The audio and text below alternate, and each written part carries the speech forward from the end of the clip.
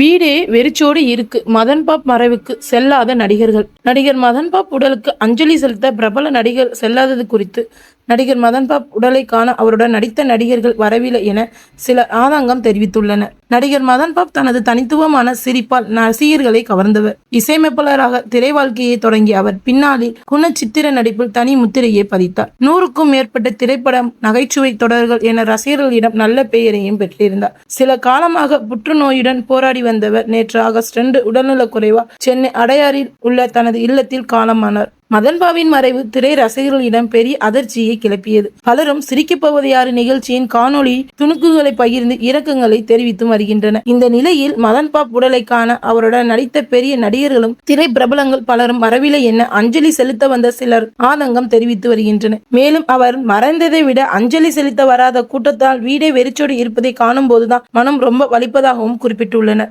இறுதியாக நடிகர் விஜயகாந்த் மகன் சண்முக பாண்டியனின் கொம்பு சீவி படத்தில் மதன்பாப் நடித்தார். மறைவு செய்தியை கேட்டதும் சண்முக பாண்டியன் நேரில் சென்று தன் அஞ்சலியை செலுத்தியுள்ளது குறிப்பிடத்தக்கது.